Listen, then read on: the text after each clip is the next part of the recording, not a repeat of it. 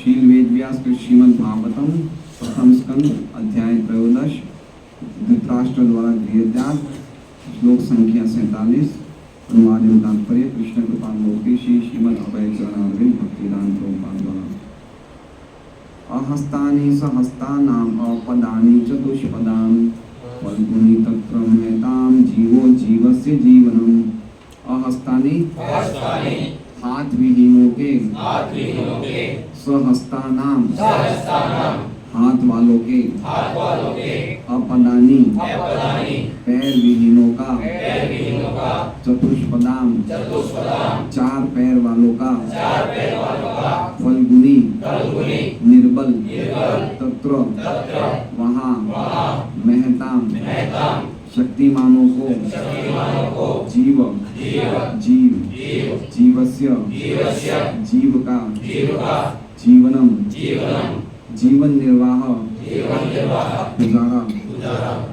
अनुमान जो बिना हाथ वाले हैं वे हाथ वालों के शिकार हैं, जो पांवों से विहीन हैं वे चौपायों के शिकार हैं, निर्बल सबल के भूज्य हैं। और सामान्य नियम ये है कि एक जीव दूसरे जीव का भोजन बना हुआ है। ओम अज्ञानतिमिरान्धस्य ज्ञानाञ्जनशलाकया चक्षुरुन्मिलितं तस्मै श्रीगुरवे नमः। नाम श्रेष्ठमन्योऽपि शशिपुत्रं स्वरूपं रूपं तस्यानन्दं गुरुपुरीमातुर्गुरुत्वात् राधाकुण्डं गिरिवरं अहोराधिकां माधवाश्रमं प्राप्तुमेस्य कृपया वन्दे श्रीगुरोः श्रीयुतापदकमलं श्रीगुरुवैष्णवांश्च श्रीरूपं सौग्रजातं सैगण्डगुणाताहितं तं सजीवं साद्वैतं सावधूतं परिजनसहितं कृष्णचैतन्यदेवं श्रीराधाकृष्णपादान् सैगण्डविद्या श्रीशाखान्तांश्च गुरु वैष्णव भगवान जी ने स्मरण हय विघ्न विनाशन अनायास होय निज वांछित पूर्ण। हरे कृष्णा कृष्णा कृष्णा हरे हरे हरे राम राम राम हरे हरे। तो हमने देखा पिछले दो श्लोकों में कि आत्मा के स्वरूप की अज्ञानता से उत्पन्न युधिष्ठिर महाराज ये सोच रहे थे कि ये मेरे बिना कैसे जीवित रह पाएंगे। उसके कारण उनका मन व्याकुल हो उठा था। और पिछले श्लोक में हमने ये देखा कि भगवान ही असली सुरक्षा प्रदान करने वाले हैं, भगवान ही सबका असली पालन करने वाले हैं। हम जो अपने शरीर लिए बैठे हैं, हम खुद ही जब काल कर्म और गुण के अधीन हैं, जब हम खुद के शरीर की रक्षा नहीं कर सकते हैं तो दूसरे शरीरों का पालन तो कैसे कर सकते हैं। ये उसी प्रकार से हुआ कि अगर कोई एक व्यक्ति खुद ही अजगर के द्वारा ग्रसित हो रहा है, वो दूसरा व्यक्ति जो अजगर के द्वारा ग्रसित हो रहा है उसकी रक्षा कैसे कर सकता है। ये श्लोक हमने कल लिया था। आज के श्लोक में युधिष्ठिर के मन में ये बात आ सकती है कि अब धृतराष्ट्र का पालन कौन करेगा।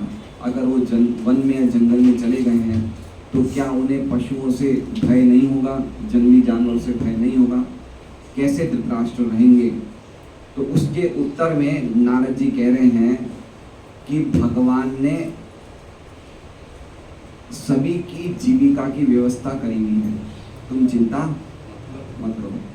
हर एक की जीविका की व्यवस्था भगवान ने करी हुई है, इसलिए उसके लिए तुम चिंता मत करो। तो कैसे जीविका की व्यवस्था करी है तो ये इस श्लोक में बताया है। और इस श्लोक का एक बहुत ही रोचक बात ये है कि इस श्लोक को पढ़ के और तात्पर्य को पढ़ के हमें पता चलेगा कि ये जगत का स्वरूप हिंसात्मक है। कैसा है? हिंसात्मक। हिंसा आवश्यक है ना। हर एक व्यक्ति दूसरे व्यक्ति पे हिंसा करता है, हिंसा के बिना वो नहीं रह सकता है। तो जगत का स्वरूप कैसा है? हिंसात्मक। तो वो हम देख रहे हैं इस श्लोक में कि किस प्रकार से भगवान, ये स्वरूप ही ऐसा है कि किस प्रकार में भगवान ने कैसे लोगों की जीविका की व्यवस्था करी है, वो हम देखेंगे इस श्लोक में। तो कह रहे हैं अहस्तानी सहस्तानाम। अहस्तानी मतलब जिनके हाथ नहीं है ना। वो किसके द्वारा भोज्य हैं? स्वहस्तानाम, जिनके हाथ हैं उनके द्वारा भोज्य हैं। ठीक है, जैसे मान लीजिए कि खरगोश के हाथ नहीं होते हैं, खरगोश के शायद 4 पैर ही होते हैं, है ना, और कौवे के भी शायद पैर ही होते हैं, हाथ नहीं होते हैं। तो इस प्रकार के जो प्राणी हैं, इस प्रकार के जो जीव हैं, उनको कौन खाएगा? जिनके हाथ होते हैं। अहस्तानी सहस्तानाम, अपदानी चतुष्पदाम, और जिनके पैर नहीं होते, जैसे तिनके होते हैं, घास होते हैं, पेड़ पौधे होते हैं, इनके पैर नहीं होते हैं, तो ये क्या कह रहे हैं? अपदानी चतुष्पदाम, जिनके 4 पैर होते हैं वो इनको खा जाते हैं, जैसे गाय है, भैंस है, वो घास को खाती है। अहस्तानी चतुष्पदाम, या फिर कुछ ऐसे भी 4 पैर वाले पशु होते हैं जो सांप को खा जाते हैं, क्योंकि सांप के पैर नहीं होते हैं। तो ये बता रहे हैं, इसमें 2 चीज़ें बताई है, एक विजातीय, एक सजातीय। आ गया समझ लो।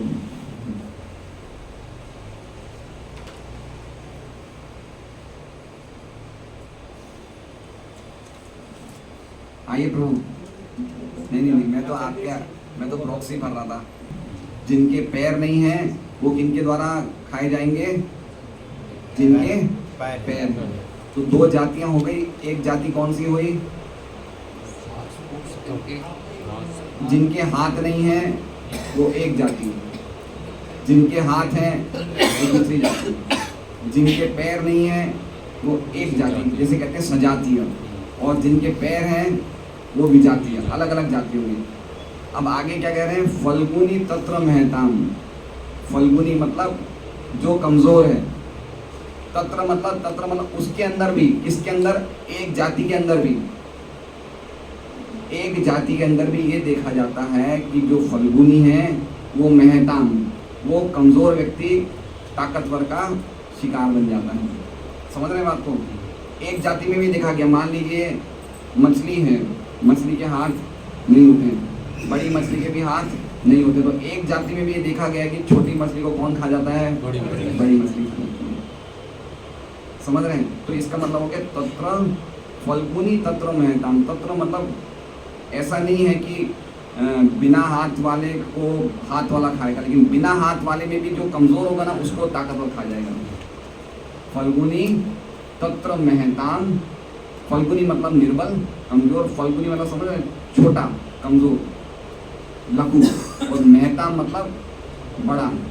तत्र मतलब उसके अंतर्गत, उसी जाति के अंतर्गत भी देखा गया है कि छोटे व्यक्ति को बड़ा व्यक्ति देखने में आता है। ये छोटे मनुष्य का बड़ा पशु मनुष्य खून चूस लेता है, 12 घंटे नौकरी करो, खून ही चूस रहा है, अगला क्या कर रहा है ना। तो देखा जाता है कि एक व्यक्ति दूसरे को डोमिनेट करता है, छोटे व्यक्ति को बड़ा व्यक्ति डोमिनेट करता है, ये शोषण करता है। मतलब ये कोई ऐसा नहीं है कि कोई गलती, जगत का स्वरूप ही ऐसा है, भगवान बता रहे हैं, है ना। हम भी देखेंगे कोई सीधा साधा भक्त उसको ज़्यादा सेवा दे, ले बेटा लेकर। ये जो भावना है ना, ये ऐसी जगत का ये स्वरूप है कि हमारे मन में ये भावना आई जाती है, लेकिन भक्तों के मन में नहीं होना चाहिए। ये जनरल बताया। फल्गुनी तत्र महताम। समझ रहे हैं बात को? जीवो जीवस्य जीवन। तो क्या स्वभाव है जगत का? एक जीव दूसरे जीव का जीवन है ना।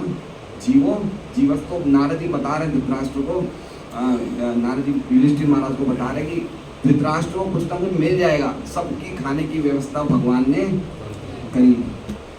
और एक उल्टा सिद्धांत भी इसमें ये है कि कभी कभी बड़े व्यक्ति को छोटा भी खा जाता है। समझे? हमें भी मच्छर काटते हैं ना, है ना, कीड़े मच्छर काटते हैं। और सांप ज़्यादा बड़ा, बिना पैर में सांप ज़्यादा बड़ा है या चींटी ज़्यादा बड़ा है? सांप ज़्यादा बड़ा, लेकिन अगर कभी सांप बीमार पड़ जाए तो चींटियाँ भी खा जाती हैं उसे।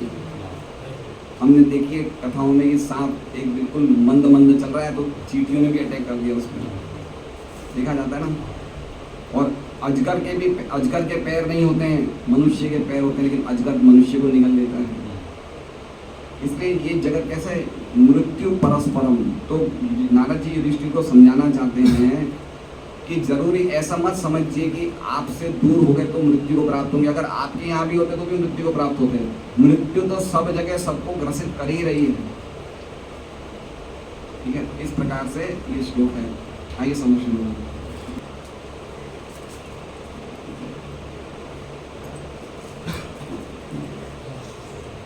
क्षमा करें, थोड़ा लेट हो गया। तो प्रभु जी बहुत अच्छा बता रहे थे, उसको मैं कंटिन्यू करता हूँ। अहस्तानि सहस्तानाम अपदानि चतुष्पदाम फलगुनी तत्र महताम जीवो जीवस्य जीवनम। जो बिना हाथ वाले हैं वे हाथ वालों के शिकार हैं, जो पाँवों से विहीन हैं वे चौपायों के शिकार हैं, निर्बल सबल के भोज्य हैं, और सामान्य नियम यह है कि एक जीव दूसरे जीव का भोजन बना हुआ है।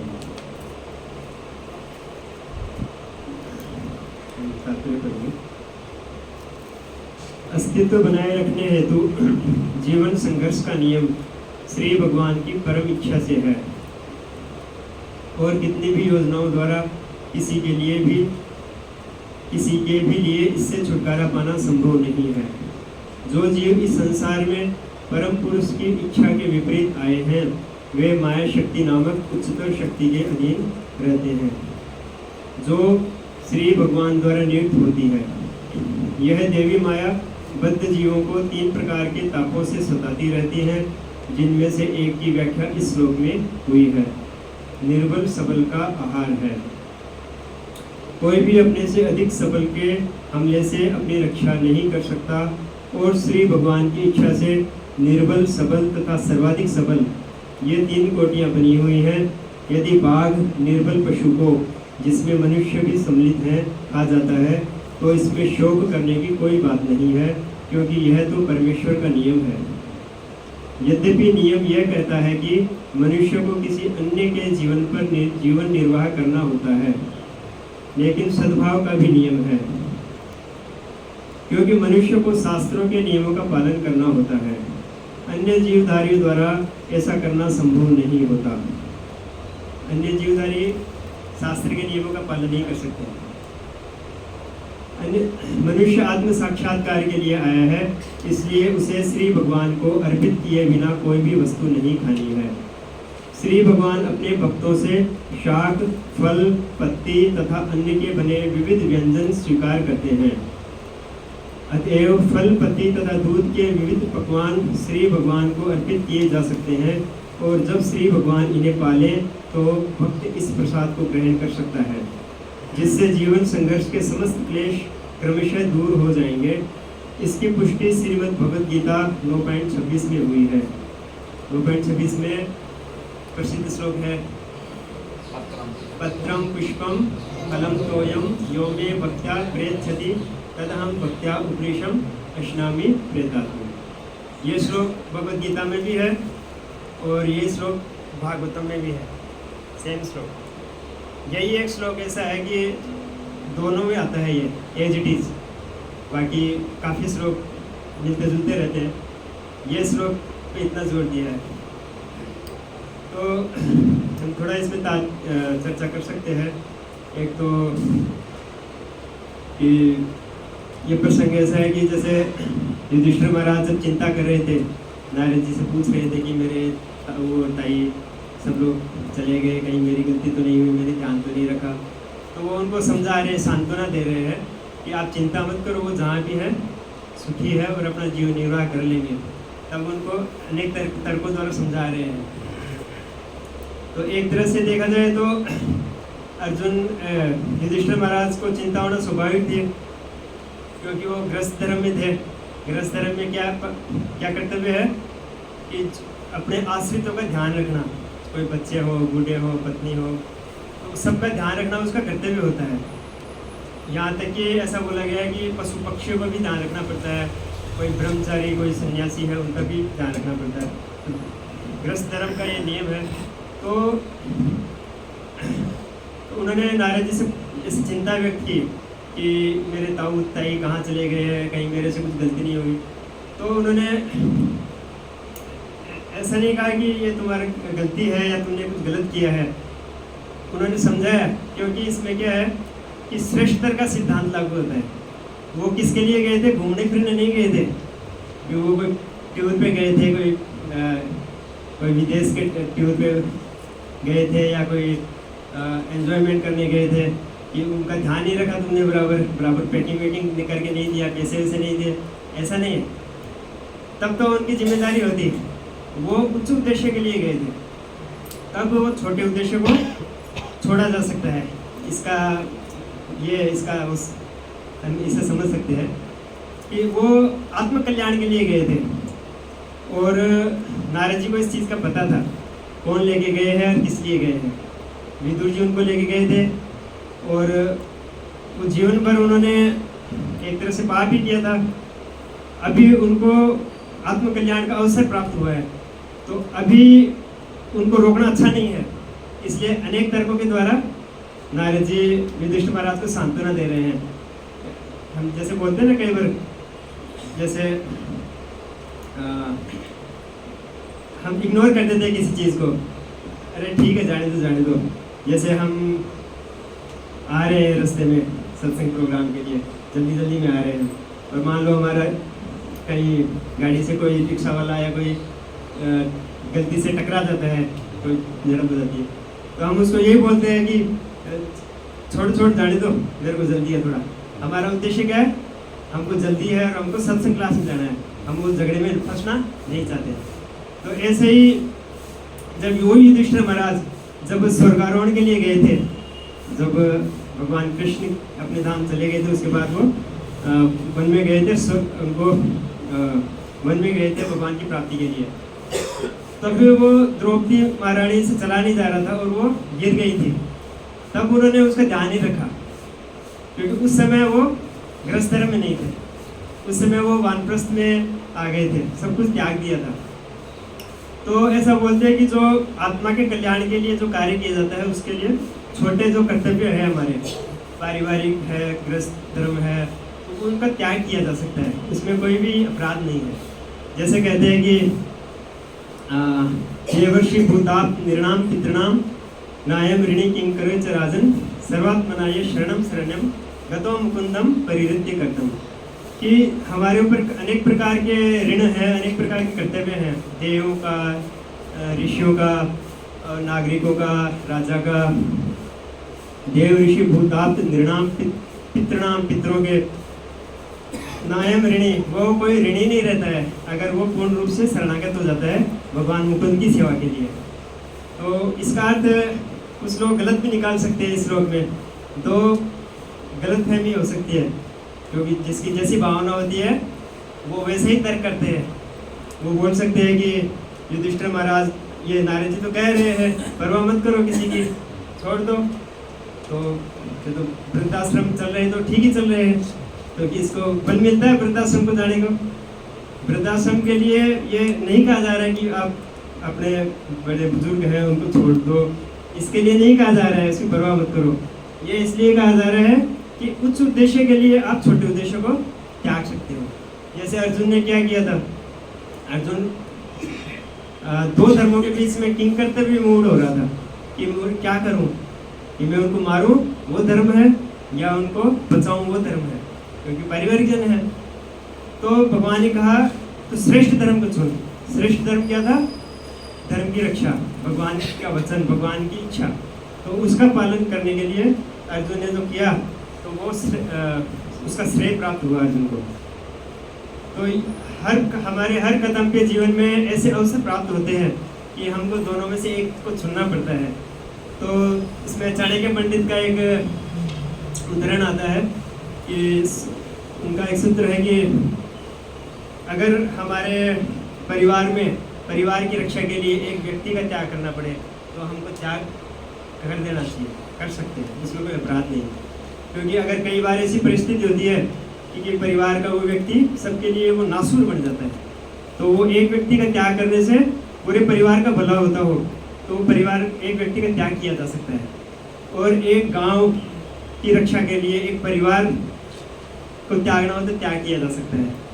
और आत्म कल्याण के लिए पूरे सृष्टि का त्याग करना हो तो किया जा सकता है। मतलब आत्म कल्याण के लिए इतना महत्व दिया है कि आत्म कल्याण के लिए भागवत में जगह जगह पे दिए हैं कि उसका कोई अपराध नहीं है। और बहुत से श्लोक आते हैं कि कोई व्यक्ति जैसे भक्ति में आके अगर वो पूर्ण प्राप्ति भी नहीं करता है तो भी उसको जो पूर्ण रूप से अपना कर्तव्य का पालन कर रहा है तो भी उससे श्रेष्ठ है वो। जैसे एक श्लोक आता है कि त्यक्त्वा स्वधर्मं चरणाम्बुजं हरेर् भजन न पक्वोत्पते ततो यदि यत्र क्वाव भद्रम अभूत मुष्यकिम कोवार्थ आप तो बसता स्वधर्मधर। कि अगर किसी ने भगवान की शरण में आके और पूर्ण रूप से उनको प्राप्त नहीं किया है, कुछ कचास रह गई है अपने जीवन में, उसको प्राप्त नहीं किया या उसका पतन हो गया, तो भी क्या क्या तकलीफ है उसके बनिस्बत कि जो अपने कर्तव्यों का अच्छी तरह से निर्वाह कर रहा है गृहस्थ जीवन में, पारिवारिक जीवन में, और सब बहुत अच्छा से उसको सब वाही कर रहे हैं, तो उसने आखिर में क्या प्राप्त किया? ये सब करके भी क्या प्राप्त किया? भगवान को तो प्राप्त नहीं किया। वो तो भगवान ने हमको मनुष्य जीवन किस लिए दिया है? आखिर तो भगवत प्राप्ति के लिए दिया है। तो वो उद्देश्य प्राप्त कर लिया तो भले ही उसने समाज के नज़र में वो इतना यशस्वी नहीं है। समाज के लोग उसको ऐसा कह सकते हैं कि तुमने गैर जिम्मेदार है, तुम अपने कर्तव्य का पालन नहीं किए। परंतु इसका अर्थ ये नहीं कि हमको कर्तव्य का पालन नहीं करना है। हमारे कर्तव्य का पालन करते हुए हमको भगवान की भक्ति करनी है। अगर ऐसे अवसर आते हैं कई बार कि पूर्ण रूप से शरणागत होना पड़ता है, तो वो गुरु हमारी परिस्थिति देख के हमको आदेश देते हैं। और एक दूसरा ऐसा भी गलतफहमी निकाल सकते हैं कुछ लोग कि मांस खाना चाहिए, कहा है जीवो जीवोशि जीवनम, तो इसका बढ़ावा नहीं दे रहे हैं, मांस खाने को बढ़ावा नहीं दे रहे हैं। कुछ जातियां ऐसी है, भगवान ने 84 लाख योनियां बनाई हैं, उसमें मनुष्य जाति या कुछ शाकाहारी जातियों को छोड़ के अधिक काफ़ी जातियां ऐसी है उनका जीवन निर्वाह मांसाहार से ही चलता है, तो वो मांस खाना छोड़ नहीं सकते हैं। तो उनको अपराध नहीं लगता है क्योंकि भगवान ने उनकी संरचना ऐसी की है, उनका शारीरिक स्ट्रक्चर है, उनके जैसे दांत होते हैं, बड़े बड़े होते हैं, 4 नुकीले दांत होते हैं, नाखून होते हैं बड़े बड़े, और उनकी आंतें छोटी होती है क्योंकि मांस जो खाते हैं ना तो उसको लंबी आंत वाले उसमें सड़ जाता है, वो बीमार हो जाता है। इसलिए मनुष्य की संरचना ऐसी बनाई है कि वो शाकाहारी कर सकता है। या जैसे गाय है, हाथी है, हाथी कितना शक्तिशाली है परंतु वो मांस का एक टुकड़ा भी नहीं खाएगा, उसको शाकाहारी चाहिए, पेड़ पौधे, हरी पत्तियाँ, वही चाहिए, सब्जी। तो हम देखते हैं कि ये जो मांसाहारी जो खाते हैं वो भी मांसाहारी जीव को नहीं खाते हैं। मांसाहारी जो जानवर है वो भी शाकाहारी प्राणी को ही खाते हैं। शेर कोई भेड़िए को नहीं खाएगा, शेर बकरी को ही खाएगा। तो उसका जो मांस है इतना जहरीला हो जाता है कि उनको सब, अच्छा देखो हम जैसे गाय है, गाय कितनी भी भूखी होगी परंतु उसको जरा भी वो हम देंगे कुछ भी गलत चीज़ तो वो उसको सूंघ के नाक बोल देंगे।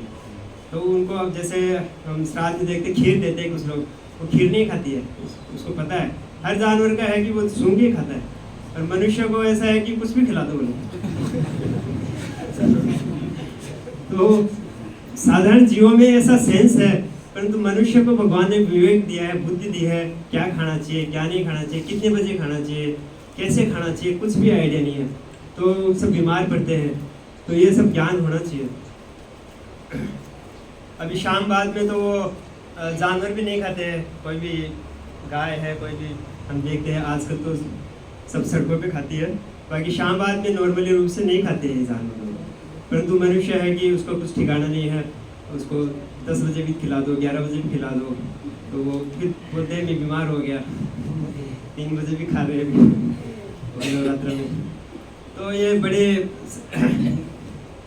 तो कुछ लोग क्या बोलते हैं, आप लोग पेड़ पौधे भी तो खाते हो, जैसे अनाज है उसमें भी तो जीवन होता है, उसमें जीवन है परंतु वो मनुष्य के खाने के लिए है, उसमें जीवन उतना ही है, उसको एक वो ऐसा बनाया है कि वो मनुष्य के खाने के लिए है, वो उसका अपराध नहीं लगता है। गाय को दूध हम पीते हैं तो गाय को कोई तकलीफ नहीं होती है। अगर हम गाय का दूध नहीं निकालेंगे तो गाय को तकलीफ होती है कि वो उसका रोज़ गाय का दूध बन रहा है और बछड़ा भी ज़्यादा नहीं पी सकता है। तो ये गाय का दूध है या भगवान को चढ़ाया हुआ प्रसाद है, ये प्रसाद अनेक तरह की वैरायटी प्रभुपाद जी बताते हैं, इनसे हम बना सकते हैं और भगवान को ऑफर करके खा सकते हैं।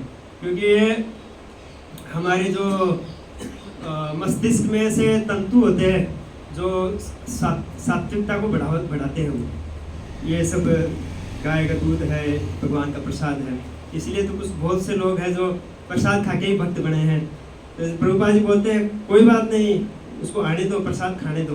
प्रसाद खा के तो ऐसा एक राधेश्याम प्रभु ने शायद बोला था कि एक मंदिर में बोले कि भक्त लोग बोलते थे प्रभु जी ये कुछ भक्त हैं तो कुछ माला भी नहीं करते हैं, तो प्रसाद के टाइम आते हैं, खाते हैं, भाग चले जाते हैं, तो हम कितने दिन खिलाएंगे इनको। तो फिर बोले कि आप खिलाते रहो। फिर वो एक दिन ऐसा आया कि वो फिर भक्त बन गया, पूर्णकालिक मंदिर में भक्त बन गया और उसने डोनेशन भी काफ़ी दिया। तो जितना खाया था उससे ज़्यादा उसने डोनेशन दे दिया। तो बोले कोई नुकसान का सौदा नहीं है, खिलाते रहो, बोले उसका भला ही होगा। तो भगवान बोलते हैं, ये शास्त्र में हम सुनते हैं बार बार कि प्रारब्ध पहले रचा पीछे रचा शरीर, तुलसी चिंता क्यों करे भजले श्री रघुवीर। क्योंकि जब बच्चा जन्म लेता है तो उसको पता नहीं है मैं कहाँ खाऊंगा क्या पीऊँगा, तो भगवान उसकी ऐसी व्यवस्था कर देते हैं उसके माँ के स्तन में तुरंत जन्म के बाद में तुरंत दूध आ जाता है। ये ऐसे भगवान ने व्यवस्था कर दी है, चमत्कार नहीं है, ये चमत्कार से कम नहीं है। तो नारद जी कह रहे हैं कि आप क्यों चिंता कर रहे हो, भूल जाओ, वो कहीं भी जीवन गुजार लेंगे अपना। सारी दुनिया में सब फल फ्रूट्स होते हैं, जंगल में फल फ्रूट्स होते हैं, कंदमूल होते हैं, कहीं भी खा लेंगे पी लेंगे। आप काहे को उनको तकलीफ, उनको वापस बुलाने का तैयारी कर रहे हो, उनको भूल जाओ, वो जहाँ भी है सुखी से हैं और उनको भक्ति में लगने दो। क्योंकि एक स्वाभाविक गुण होता, स्वाभाविक प्रवृत्ति होती है पारिवारिक जन, जब कोई भी व्यक्ति भक्ति में आता है तो सबसे पहले बातें कौन बनते हैं, पारिवारिक जन बनते हैं कि ठीक है हम भी भक्ति करते हैं, तुम भी करो, परंतु इतना भी मत करो, या सब जो भी ब्रह्मचारी जो भी बनते हैं हमारे जो संस्था में, तो वो सब उनको सबको समझाना पड़ता है, बहुत उनको संघर्ष करना पड़ता है कि परिवार वालों को समझाना। परिवार वाले तो यही कहते हैं कि तुम शादी करो, गृहस्थी बसाओ और उसके साथ साथ में भक्ति करो, परंतु उनको जैसे इतनी आतुरता हो जाती है कि वो जीवन का सच्चाई समझ जाते हैं कि वो ये पहले फंसना फिर वापस निकलना, तो इसमें समझदारी नहीं है। इससे अच्छा है कि मैं शुरुआत से ही भक्ति में लगूँ। तो ये पारिवारिक जनों का स्वाभाविक मोह होता है, परंतु उसको समझाना और उनको कन्विंस करना ये बहुत ज़रूरी है। फिर बाद में क्या होता है कि वो पारिवारिक व्यक्ति, परिवार के जो जन विरोध करते हैं वो भी भक्त बन जाते हैं। फिर वो बोलते हैं कि बहुत अच्छा किया, मेरे बेटे ने बहुत अच्छा किया और हमको भी भक्त बना दिया। जैसे हम देखते हैं कुछ परिवार में जैसे प्याज लहसुन खाया जाता है, तो लोग बोलते हैं कि परिवार में खाते हैं तो हम क्या करें, तो खाना पड़ता है। तो वो उसकी खुद की दृढ़ता की कमज़ोरी है, खुद की कमज़ोरी है। अगर वो नहीं खाएगा तो परिवार वालों को थोड़ी तकलीफ होगी, अलग से बनाना पड़ेगा, तो कुछ तकलीफ होगी, परंतु परिवार वाले धीरे धीरे वो भी नहीं खाने लगेंगे, फिर धीरे धीरे वो भी छोड़ देंगे। तो ये जब कोई व्यक्ति सही मार्ग पे चलता है ना, तो शुरुआत में तकलीफ होती है, वो नदी की धारा के विपरीत चलना हो जाता है, परंतु बाद में वो उसी की जीत होती है और दूसरों को भी लाभ मिलता है उस चीज़ का।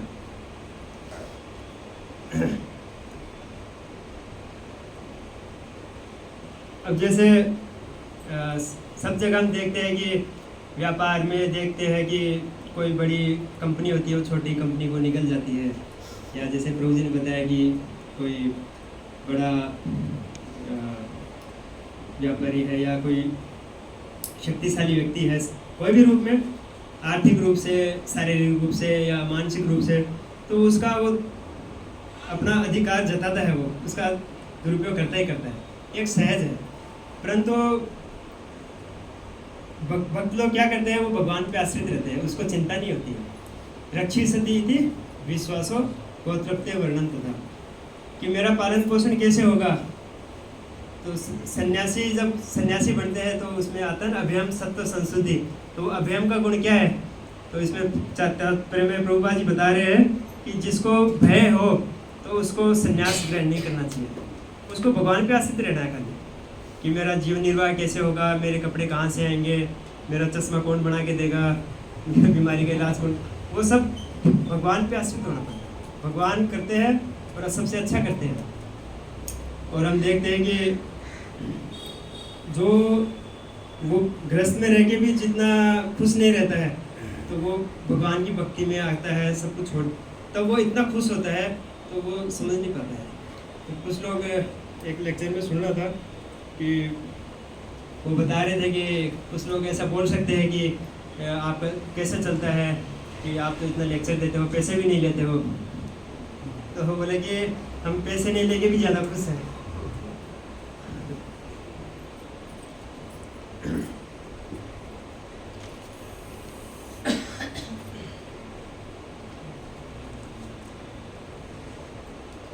क्योंकि हम अभी इसमें क्या होता है कि व्यक्ति ये देखता है कि मेरे बिना काम नहीं चलेगा। सबसे बड़ी गलतफहमी क्या होता है? ये मोह है कि मेरे बिना काम नहीं चलेगा, मेरे बिना मेरे परिवार का क्या होगा, मेरे आश्रितों का क्या होगा, उनका कौन पालन पोषण करेगा, और मैं उनके बिना नहीं रह सकता। दोनों ही चीज़ें इसमें, मैं किसी को परिवार छोड़ के जाने नहीं दूंगा और मैं खुद परिवार छोड़ के जाऊंगा नहीं। तो वो ये भय होता है उसको। ये भागवत में आता है कि भयम द्वितीया भी निवेश दशा, कि जब हम ये समझते हैं कि ये शरीर में हूँ, जैसे 2 दिन पहले प्रभु जी ने बताया था कि 4 प्रकार की स्थिति है। स्वयं को आत्मा मानना, स्वयं को शरीर को खुद मानना, आत्मा को खुद मानना, और दोनों ही नहीं मानना, दोनों ही मानना। तो जब हम ये पहला जो है, जो ओरिजिनल स्थिति हमारी कि हम आत्मा है, तो हम वो नहीं मानते हैं, हम अपने आप को क्या मानते हैं? शरीर मानते हैं। तो वो उससे क्या होता है कि हमारा एक आवरण आ जाता है। जैसे सूर्य उदय हुआ है, परंतु बादल होते हैं तो सूर्य के आगे क्या आ गया? आवरण आ गया। या हम कैसे कभी चश्मा पहन लेते हैं अलग अलग कलर का, तो हमको वो कलर की चीज़ दिखती है, तो एक आवरण हो गया हमारी आंखों के आगे। एक्चुअल में सूर्य नहीं ढकता है, हमारे आगे बादल आ गए। ऐसे ही हमारी ओरिजिनल मूल स्थिति क्या है? हम आत्मा है। हाथी में भी वही आत्मा है, चींटी में भी वही आत्मा है, मनुष्य में भी वही है, सब में वही आत्मा है। परंतु हमारे ऊपर क्या आ गए? शरीर का आवरण आ गया। हम अपने आप को क्या समझते हैं? क्योंकि यही दिखता है और यही सब कार्य कर रहा है, हम देखते हैं, तो उसके कारण हमको भय होता है। कोई भी ऐसी परिस्थिति होती है जैसे कभी हमको बहुत नुकसान होता है, या हमारे शारीरिक क्षति होती है, या मृत्यु के समय, तो ऐसे एक भय होता है। जो भक्त नहीं है वो बड़ा विचलित हो जाता है कि ये छोड़ना पड़ेगा, क्या करें। परंतु भक्त जो होता है उसको ज्ञान होता है इस चीज़ का कि मैं शरीर नहीं हूँ, मैं आत्मा हूँ। जैसे कुछ भक्त ऐसे उदाहरण आते हैं कि वो सेना में है और सामने वाला उसको गोली चला रहा है, परंतु वो बोल रहे हैं कि मैं मरने वाला नहीं हूँ, तुम चलाओ गोली गोली। ऐसा उसका दृढ़ता देख के वो सामने वाला भी डर जाता है, गोली नहीं चला।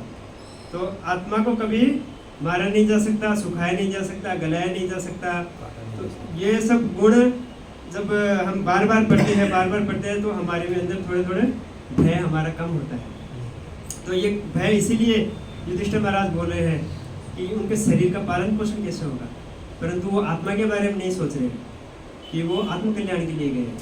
जैसे प्रभुपाद जी बोलते हैं कि कोई व्यक्ति डूब रहा है तो उसके शरीर को नहीं बचाना है, उसके जैसे शरीर को बचाना है, उसके कोट पैंट को कोई बचा के ले आता है तो उसको बचाना नहीं हुआ, उसको खुद को बचावे तब बचाना हुआ।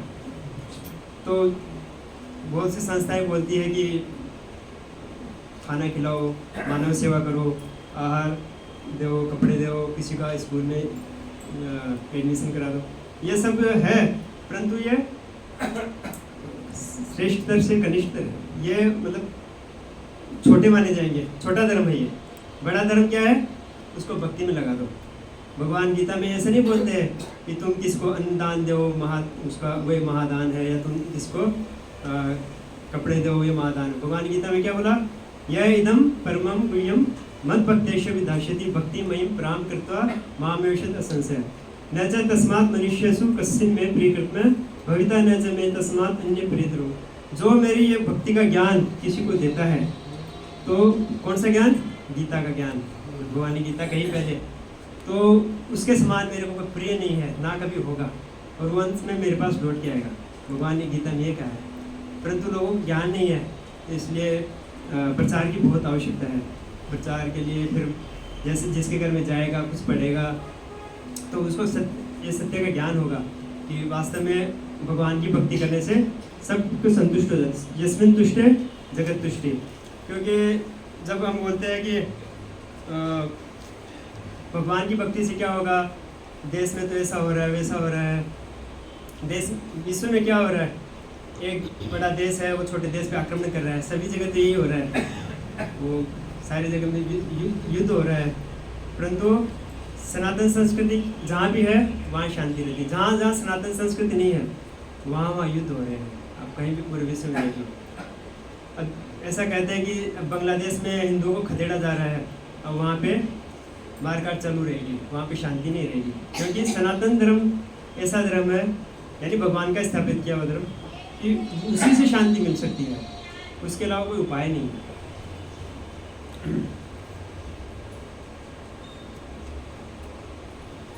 अब जैसे हमारे शरीर के हमारे जीवित रहने के लिए क्या आवश्यकता होता है? हमारे जीवित रहने के लिए एक तो भोजन है, आहार हमारा जो हम मुँह से खाते हैं, तो उसे हमारा, जैसे हमने कल एकादशी की होगी तो हमको मालूम पड़ गया, दूसरे दिन हमको आहार की कितनी महत्व मालूम पड़ती है। तो दूसरी चीज़ एक पानी होता है जिसके बिना हम जिंदा नहीं रह सकते, और तीसरी चीज़ एक श्वास, जिसके बिना हम, आहार के बिना हम तो 4 दिन 5 दिन 10 दिन निकाल सकते हैं, या महीना भी कोई निकाल सकते हैं। पानी के बिना 5-7 दिन निकाल सकते हैं, और श्वास के बिना कितने दिन निकाल सकते हैं? कुछ क्षण, कुछ मिनट, 1 मिनट 2 मिनट, जिसकी जितनी कैपेसिटी। तो ये सबसे ज़्यादा जरूरी क्या है? श्वास। और उसका कितना पैसा लगता है? वो फ्री में मिलता है। जो हमारे जीवन के लिए सबसे ज़्यादा ज़रूरी है वो सर्वसुलभ है, उसका कोई पैसा नहीं लगता। पानी है, पानी भी प्राय फ्री है, और भोजन का थोड़ा लगता है। तो ज़्यादा ज़रूरी चीज़ का फ्री है, कम लगता है, उससे कम ज़रूरी है उसका थोड़ा लगता है, वो ज़्यादा ज़रूरी। और कोई मकान का कितना लगता है, कपड़े का कितना लगता है, तो वो ज़रूरी है, परंतु इसका अर्थ है कि चिंता करने की जरूरत नहीं है, सब व्यवस्था भगवान करते हैं। अनेक उदाहरण आते हैं, जैसे पूरी पृथ्वी के राजा थे भरत महाराज, तो अपने राज्य को, परिवार को मणु त्याग दिया, उनको पीछे मुड़ के भी नहीं देखा। परीक्षित महाराज, हम देखते हैं प्राचीन बरहिचित, नारद जी का तो काम यही है। नारद जी ने पहले तो प्रचेताओं के, प्राचीन बरहिचित के जो पुत्र है प्रचेता, उनको शिक्षा दी कि आप जाके भक्ति करो। फिर आगे शिव जी मिले, फिर भगवान मिले। तो पहले पिता की आज्ञा पालन किया, फिर नारद जी का किया, फिर शिव जी का किया, फिर भगवान का किया। तो अपने वरिष्ठों का जो आज्ञा पालन कर रहे हैं, तो उनसे भगवान कितने प्रसन्न हुए बाद। तो नारद जी ने उनको भेज दिया, और पीछे से उनके पिताजी को भेज दिया कि अभी उनका इंतजार मत करो पुत्रों के आने का, आप निकल चलो, वो आके राज्य कर लेंगे। तो वो ऐसे चिंता नहीं करते थे। आजकल तो वन में भी बहुत सुविधाएं हो गई हैं, हम वृंदावन जाते हैं या कहीं जाते, इतनी सुविधाएं हैं कि कोई तकलीफ ही नहीं है। पहले के समय में मालूम नहीं था कि कोई शेर बाघ भी खा जाएगा तो पता नहीं है, और कुछ सुविधाएं नहीं है, बस जंगल में जा रहे हैं, कुछ तोड़ रहे हैं, है ना, कहीं लकड़ी ला रहे हैं, उससे अनाज पका रहे हैं। ऐसा जीवन था पहले। आजकल का जीवन वनवास कोई वनवास नहीं है। तो आजकल का वनवास वही है कि हम धाम में रहें या पूर्णकालिक भगवान की सेवा में लग जाओ, मंदिर में रहे, जैसा राधा पाद बताए, ऐसा हम कर सकते हैं। तो कोई तकलीफ ही नहीं है, क्योंकि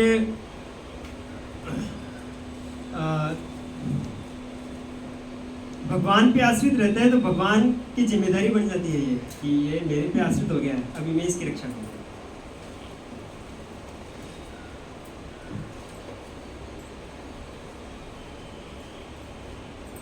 क्योंकि हमारा जो वर्णाश्रम धर्म का जो सिस्टम ऐसा बनाया है कि पहले हमको ब्रह्मचर्य में रहना है, फिर गृहस्थ में आना है, फिर वानप्रस्थ में आना है, फिर सन्यासी में आना है। तो सभी तो सन्यास नहीं हो सकते हैं, सभी तो ब्रह्मचर्य नहीं रह सकते हैं। ज़्यादातर तो आज के समय में शुद्ध जन्म से सब शूद्र है और सभी लोग गृहस्थी हैं और सभी लोग वनवास नहीं करते हैं। तो हम इसी में रह के या हम ऐसा प्लान कर सकते हैं कि कम से कम वर्णाश्रम में तो हम एक उम्र के बाद में हम उसको ग्रहण करें। क्योंकि एक बोलते हैं कि एक मंदिर में एक पिता गया अपने पुत्र को कि ब्रह्मचारी बन गया था उसका पुत्र, तो वो बोले कि मेरे पुत्र को आपने ब्रह्मचारी बना दिया। मंदिर प्रेसिडेंट को बोलते हैं कि उसको छोड़ दो। बोले हमने नहीं पकड़ाया, ले जाइए। बोले कि नहीं, वो यहाँ से जाने नहीं चाहता। तो बोले कि कोई बात नहीं, वो बोले उसको क्या, उसको जिम्मेदारी बहुत है, परिवार की है, वो है सब। तो बोले कोई बात नहीं कि बोले बड़ा होके वो आपके पास भक्ति में आ जाएगा, बड़ा होके जब उसकी जिम्मेदारी खत्म हो जाएगी। बोले ठीक है। बोले आपकी कितनी उम्र हो गई है? तो मेरे बोले मेरी 65 साल हो गई है। तो बोले कि आपकी तो सब जिम्मेदारी हो गई है? बोले हाँ हो गई है। बोले कि कोई बात नहीं, बेटा को ले जाओ और आप आ जाओ। बोले कि मैं पूछ के बताऊँ। दूसरे दिन आगे बोला कि नहीं, बेटे को रखो, ठीक है। जो जीवन भर भक्ति नहीं करेगा वो बुढ़ापे में नहीं कर पाएगा, ये आसान नहीं है। तो एक प्रभु जी बता रहे थे कि एक व्यक्ति बोले कि मेरे को आके बोले कि आपका तो जीवन कितना अच्छा है, सब आपने रिटायरमेंट ले लिया, पूर्णकालिक भक्त बन गए हैं, पूर्ण प्रचार में लगे हुए हैं। तो बोले कि मैं भी ऐसा आपके जैसा, मेरे को आकर्षित करता है आपका जीवन, मैं भी ऐसा बनना चाहता हूँ। बोला जाओ, क्या दिक्कत है? बोले कि बोले तुम्हारी उम्र कितनी है? बोले मेरी अभी 50 हुई है। तो बोला कोई बात नहीं, तुम प्लान करो 55 या 60 के बाद में तुम आ जाना। तो बोले नहीं, 60 में तो नहीं आऊँगा। तो बोले अच्छा भी लग रहा है और आऊँगा भी नहीं, तो 65 में आ जाना। नहीं, फिर सोचूंगा उस समय। तो ये खाली बोलने से कुछ नहीं होता नहीं है, हम बार बार सुनते हैं। और मनुष्य को भगवान ने इतना सामर्थ्य दिया है, इतना विवेक दिया है कि वो कुछ घंटों के प्रयास से अपना जीवन निर्वाह कर सकता है सादा। क्योंकि भक्ति का सबसे पहला सिद्धांत क्या है? सादा जीवन, उच्च विचार, सिंपल लिविंग, हाई थिंकिंग। परंतु आजकल की जो आसुरी सभ्यता है उसका एकदम उल्टा है, हाई लिविंग, लोअर थिंकिंग। तो वो उनका ऐसा बोलते हैं कि स्टैंडर्ड से रह रहे हैं हम लोग, तो वो स्टैंडर्ड से नहीं है। भक्ति की दृष्टि में वो बहुत गर्हित है, वो ना तो कुछ उनको खाने पीने का ठिकाना है, ना सोने का उठने का ठिकाना है, ना कोई जीवन का कोई उद्देश्य है, ना कोई धर्म का पालन कर रहे हैं, 4 नियमों का पालन नहीं कर रहे हैं, कोई भगवान का नाम नहीं ले रहे, और वो खाली सुख सुविधाओं को स्टैंडर्ड मानते हैं। और हमारी जो सनातन संस्कृति है वो क्या बोलते हैं कि तपो दिव्यम, हमको सुख सुविधा नहीं उठानी है, हमको तपस्या करनी है। तपस्या के लिए जीवन में स्वेच्छा से कष्टों को स्वीकार करना, किसके लिए? श्रेष्ठ कार्य के लिए, भगवत प्राप्ति के लिए। तो वो उसकी प्रशंसा की गई है। उसके लिए हमको इंद्रियों का संयम करना पड़ेगा, सादा जीवन जितना पड़ेगा। अगर लग्जरियस भी चाहिए और भक्ति भी करना है तो दोनों चीज़ साथ साथ चलेगी नहीं, हमको एक चीज़ को चुनना पड़ेगा। भगवान ने दिया है उसको एक्सेप्ट करो, परंतु उसके लिए इतना प्रयास मत करो कि हमारी भक्ति के लिए वो बाधक हो जाए। मेन सिद्धांत है। तो हम थोड़ा सा तात्पर्य और पढ़ते हैं।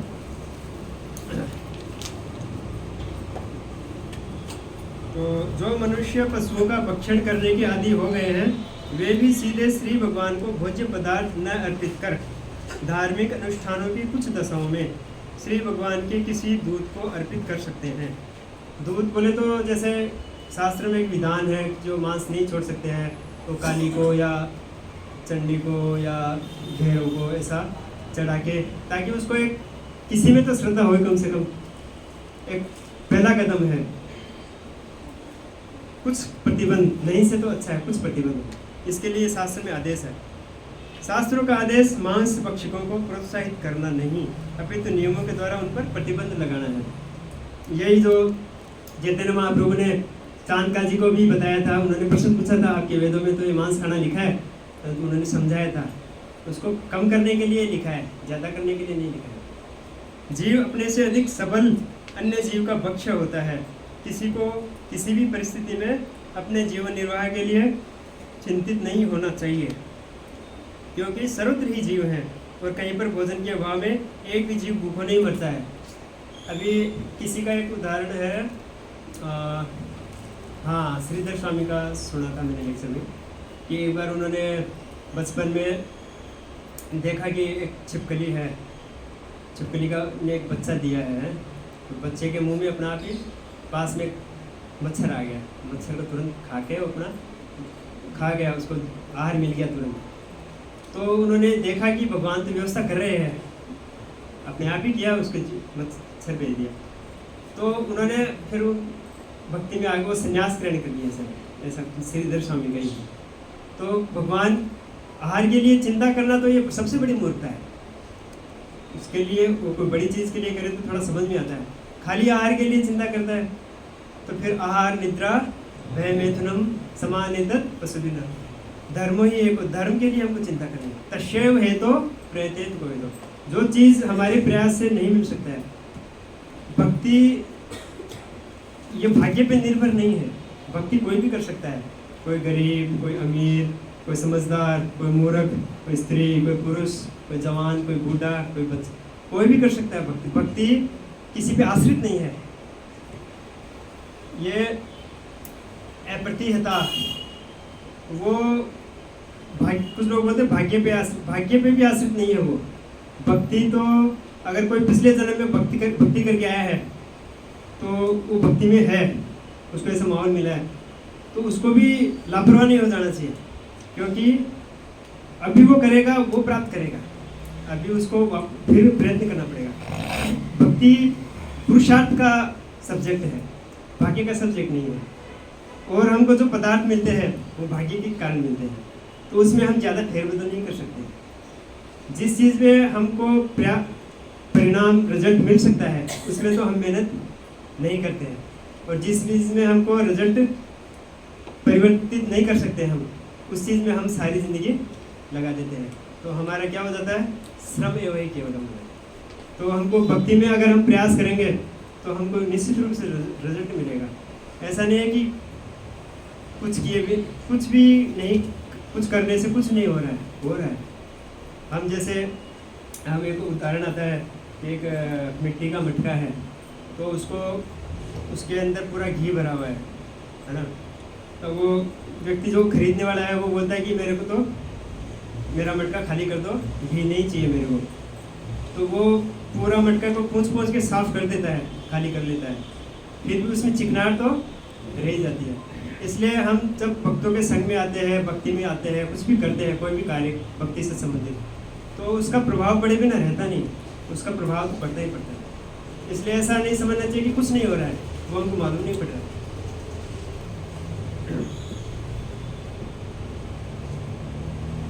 जीव अपने से, क्योंकि सर्वत्र ही जीव है और कहीं पर भोजन के अभाव में एक जीव भूखा नहीं मरा है। महाराज युधिष्ठिर को श्री नारद मुनि उपदेश देते हैं कि भोजन के अभाव में अपने चाचाओं के कष्ट भोगने की चिंता न करें। प्रभुपाद जी बोले कि सभी जगह जीव है, कोई भी ऐसी रिक्त स्थान नहीं है पूरे ब्रह्मांड में कि 1 इंच जगह भी जीवों से रहित हो। हम दीवार को फोड़ेंगे, पत्थर को फोड़ेंगे, उसमें भी जीव निकल जाते हैं, उनका पालन पोषण कौन कर रहा है? एक हाथी को और एक चींटी को सब भगवान पाल रहे हैं। उसके भी कई उदाहरण आते हैं विश्वास दिलाने के लिए, कि कोई बोला कि ये चींटी को मैं बंद कर देता हूँ, शायद रुक्मणी जी को तो ऐसा भगवान कृष्ण से पूछे कि आप सबका पालन करें, हमें एक चींटी को बंद कर देते हैं, वो कैसे पालन करें हम। तो कुछ दिन बाद में उसको खोला तो वो आराम से जी रही थी, उसमें चावल का दाना, उनके मस्तिष्क पे जो तिलक लगा था उसमें चावल के दाने लगे थे। तो जैसे डिब्बी बंद करे थे तो एक चावल का दाना डिब्बी में गिर गया था। वो जो महाभारत के युद्ध में एक पक्षी बोला कि मेरे को सब मर जाएंगे, मेरी रक्षा करो, भगवान से प्रार्थना की उसने। तो भीम ने एक बाण चलाया और वो कहाँ जाके लगा, हाथी के गंठा, हाथी के गले में गंठी रहती है, बड़ा गंठा रहता है, तो वो पक्षी के अंडे के ऊपर ही आके गिर गया।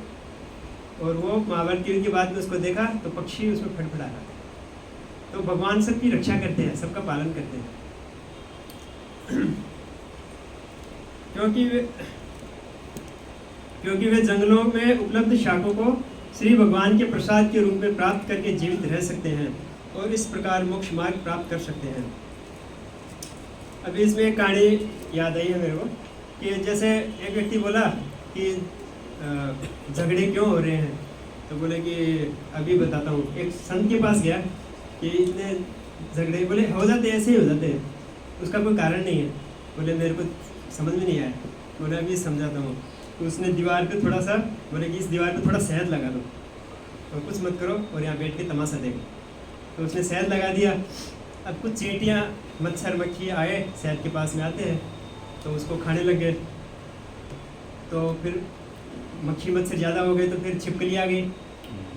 उस छिपकली का भोजन क्या है, मच्छर मक्खी है। अब वहाँ पे फिर चूहे आ गए, चूहे का भोजन क्या है, छिपकली है। फिर बिल्ली देखी हम क्यों पीछे रहे, हमारा भोजन तैयार है, तो चूहे को खाने के लिए बिल्ली आ गई। और बिल्ली का भोजन है, बिल्ली भोजन है कुत्ते का, कुत्ते भी आ गए। और फिर वो मालिक निकल के आए कुत्तों के, मेरे कुत्ते को तुमने मारा, मेरे कुत्ते को तुमने मारा।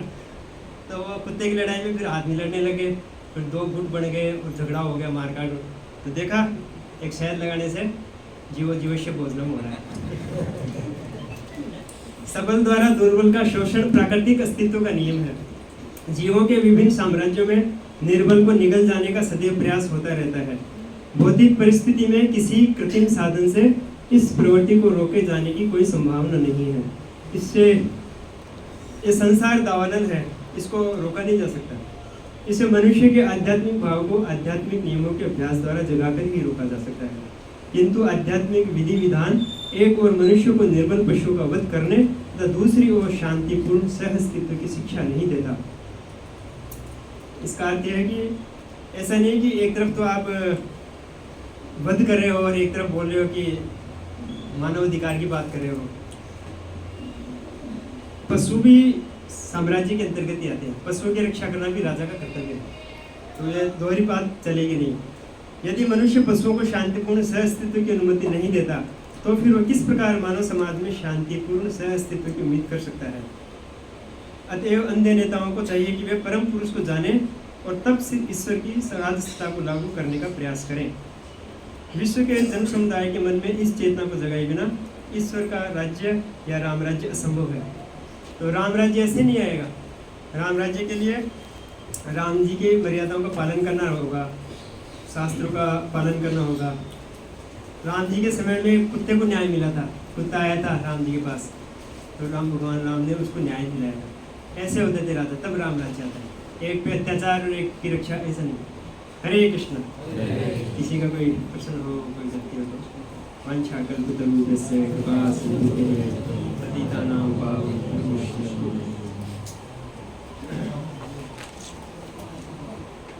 और बिल्कुल अच्छी तरह से श्लोक को अच्छी तरह से एक एक पॉइंट को समझाएंगे किस प्रकार से भगवान की व्यवस्था अद्भुत है और एक छोटा जीव बड़े जीव को किस प्रकार से बड़ा जीव छोटे जीव को खा रहा है। तो बहुत सुंदर क्लास दी। मैं चाहता हूँ कि मुझे कम से कम हफ्ते में 2 बार तो आए क्लास देने। एक बार आ सकते हैं, प्रयास करिए। 10-15 दिन में एक बार एनर्जी बन रोज नहीं बोल सकते, रोज नहीं, लेकिन आपकी जैसे मीटर नहीं रहता। मैं खाली बोलता हूँ आप। तो ये मैं एक बार बता रहा हूँ, मैंने क्या बताया, उन्होंने कहा कि धृतराष्ट्र ऊंचे उद्देश्य ले गया था, है ना। इसलिए युधिष्ठिर महाराज को चिंता नहीं करनी चाहिए, और जब कोई आत्म कल्याण के अवसर के लिए जाए तो उसे रोकना नहीं चाहिए। जैसे युधिष्ठिर महाराज द्रौपदी की चिंता करते थे, लेकिन जब वो संन्यास के लिए निकल गए तब द्रौपदी गिरी तो उन्होंने देखा भी नहीं द्रौपदी को। क्यों? क्योंकि वो ऊंचे उद्देश्य के लिए जा रहे थे। तो आत्म कल्याण के कर्तव्य के लिए अगर हम छोटे कर्तव्य त्याग करते हैं तो उसमें अपराध नहीं है। लेकिन इसका मतलब ये नहीं कि हम अपने माँ बाप को वृद्धाश्रम भेज दें, ये सोच बताने के लिए कि हम उनको बड़े उद्देश्य के लिए भेजें। नहीं, वृद्धाश्रम भेजना सही नहीं है। ये सिद्धांत वृद्धाश्रम पे लागू नहीं होता है। जीवन में हर एक कदम पे हमें दो चीज़ों को पसंद करना होता है, तो हमें समझना चाहिए कि हमारे ऊंचे कर्तव्य के लिए हमें कौन सी चीज़ को पसंद करना है। जैसे चाणक्य पंडित ने कहा कि एक व्यक्ति अगर पूरे परिवार की रक्षा के लिए अगर एक व्यक्ति को भी त्यागना पड़े तो त्याग सकते हैं, पूरे गांव की रक्षा के लिए अगर एक परिवार को त्यागना पड़े तो त्यागना चाहिए, और आत्म कल्याण की रक्षा के लिए पूरी सृष्टि को त्यागना चाहिए तो भी त्यागना चाहिए। क्योंकि आत्म कल्याण मतलब आत्म साक्षात्कार इतना जरूरी है। जैसे चैतन्य महाप्रभु ने अपने जवानी में संन्यास ले लिया ऊंचे उद्देश्य के लिए, लेकिन इसका ये श्लोक का अर्थ ये नहीं कि हर एक व्यक्ति मांस खाए, ऐसा श्लोक का अर्थ नहीं है। मांस पर्टिकुलरली पशुओं के लिए है, क्योंकि उनके दांत इस प्रकार के हैं कि वो मांस खा सकते हैं। शरीर मनुष्यों के लिए मांस नहीं है। फिर उन्होंने बताया कि किसी को भी किसी के लिए चिंता नहीं करनी चाहिए। तुलसीदास जी का एक श्लोक बताया कि पहले भगवान प्रारब्ध रचते हैं, फिर बाद में शरीर रचते हैं, इसलिए हर एक को कुछ ना कुछ मिलने वाला ही है, इसलिए भगवान का भजन करना चाहिए। फिर उन्होंने ब्रह्मचारी के जीवन के लिए बताया कि जो समझदार व्यक्ति होता है वो स्कूल कॉलेज में पढ़ने वाला समझ जाता है कि गृहस्थ आश्रम में पहले फंसना है बाद में निकलना है, इससे अच्छा पहले से ही भगवान की भक्ति क्यों ना करें। फिर जो भय की स्थिति को बताया कि भय में जो गृहस्थ व्यक्ति रहता है वो खुद भी किसी को जाने नहीं देता, घर से बाहर नहीं निकलने देता है, और खुद भी बाहर नहीं जाता है। तो बाप बेटे का उदाहरण बताएं कि बेटे को छुड़ाने बाप जाता है मंदिर, तो मंदिर वाले बोलते तुम आ जाओ, तो बाप पीछे हट जाता है, बोलता नहीं बेटे भी रखो। तो भय को बार बार कम करने के लिए गीता जी से हमें आत्मा की अमरता के बारे में श्लोक पढ़ने चाहिए। और भगवान ने इस प्रकार की व्यवस्था करी है कि जो सबसे ज़रूरी चीज़ें आहार है, जल है, हवा है, वो सब फ्री में दे दी है। विशेष रूप से हवा जो सबसे ज़रूरी है वो बिल्कुल फ्री में है, जल का थोड़ा बहुत पैसा है, आहार का थोड़ा ज़्यादा है। उसी प्रकार से भगवान की भक्ति के लिए हमें सर्वत्र कोई भी व्यक्ति छोटा बड़ा हर एक जना भगवान की भक्ति कर सकता है। सबसे ज़रूरी चीज़ सबके लिए फ्री में दे दी भगवान ने। तो जब हम कृष्ण पे आश्रित होते हैं तो कृष्ण की जवाबदारी है, ये व्यक्ति मेरे पे आश्रित है तो भगवान पूरा ध्यान रखते हैं। भक्ति का सिद्धांत है सादा जीवन उच्च विचार है, और आज का असुरी सिद्धांत है ऊंचा जीवन हल्का विचार। तो हम ये बहुत अच्छा पॉइंट बताया कि देखिए हम लोग अपनी फैसिलिटी को ऊंचा करने के लिए क्या क्या नहीं करते हैं। अभी कल हमारे मामा जी थे, मतलब हमारे कजिन मामा जी थे, द्वारका जी मारू, वो अच्छी फैसिलिटी प्राप्त करने के लिए बड़ी बिल्डिंग में गए और वहाँ पे वो कर रहे थे, जिम कर रहे थे। वो एक जिम होता है ना, वो ट्रेडमिल, भागते भागते, लेकिन वो भागते नहीं, वो ऐसी मशीन है, तो उसमें जिम करते करते उन्होंने शरीर छोड़ दिया, डेथ हो गई। बताइए। तो हमें लगता है कि हमें और फैसिलिटी चाहिए, हम और अच्छा हाई स्टैंड का, लेकिन देखिए ऐसी भी मृत्यु हो सकती है। हमें समझना चाहिए कि जो हमें सिंपली मिल रहा है, कोई भी व्यक्ति थोड़ा भाई एक्सरसाइज करना तो चहल पहल कर ले, थोड़ा दौड़ वॉकिंग कर ले, तैराकी कर ले, लेकिन हम लोग इतनी आधुनिक चीज़ों को हमने एकत्रित कर दी कि वो आधुनिक चीज़ें हमारे लिए काल का वो साधन बन जाती हैं। तो बहुत बड़ी सीख है कि हमें समझना चाहिए कि सादा जीवन सबसे बेस्ट है भक्ति करने वालों के लिए। आहार, जो आहार के लिए सबसे बड़ी चिंता करता है वो सबसे बड़ा मूर्ख है। फिर प्रभु जी ने श्रीधर स्वामी का उदाहरण दिया कि कैसे उन्होंने छिपकली को देखा और फिर छिपकली के बच्चे को देखते उन्होंने संन्यास ले लिया। और भक्ति जो है भाग्य का सब्जेक्ट नहीं है, भाग्य का विषय नहीं है। भाग्य से भक्ति नहीं आती, भक्ति आती पुरुषार्थ से, इसलिए पुरुषार्थ का विषय है। इसलिए जो चीज़ हमारी फिक्स है हम उसके लिए मेहनत करते हैं, लेकिन जो चीज़ हम प्राप्त कर सकते हैं उसके लिए हम मेहनत नहीं करते। तो ये बात बहुत अच्छी बात है। इसलिए जो चीज़ के लिए हम मेहनत करते हैं वो तो हमें जितना मिलने वाला उसके लिए मेहनत कर रहे हैं, और भक्ति के लिए मेहनत करते नहीं है। तो जो हमने मेहनत करी वो क्या हो गई, श्रम एवं ही एवं। फिर उन्होंने बहुत उदाहरण दिया कि भक्ति में चाहे थोड़ा सा भी कोई कुछ भी कर लेता है उसका लाभ होता ही होता है। उसके लिए कौन सा उदाहरण दिया भरत जी? घी के मटके का, है ना। वो मटका वापस मांग रहा था तो उसने पूरा घी खाली कर दिया, लेकिन घी की चिकनाहट तो रह ही गई। इसलिए कोई 1 दिन के लिए आता है, 2 दिन के लिए आता है, 5 दिन के आता है, प्रसाद ले लेता है, भक्तों का संग करता है, उसे वो भक्ति का जो रंग है उसको लग ही जाएगा, वो छूटेगा नहीं। और फिर उन्होंने बताया कि कैसे जगत का सिद्धांत कैसा है, जीवो जीव से जीवनम। ये उस व्यक्ति ने शहद लगाया, शहद को देख के चींटी मक्खी आ गई, चींटी मक्खी को देख के छिपकली आ गई, छिपकली को देख के चूहा आ गया, चूहे को देख के बिल्ली आ गई, बिल्ली को देख के कुत्ते आ गए, कुत्ते को देख के कुत्ते के मालिक आ गए। जीवो जीव से जीवनम हो गया। तो बहुत सुंदर श्लोक था। हम लोग स्वदर्शन प्रभु के एक बार महामंत्र का उच्चारण करेंगे। हरे कृष्णा कृष्णा कृष्णा हरे हरे, हरे राम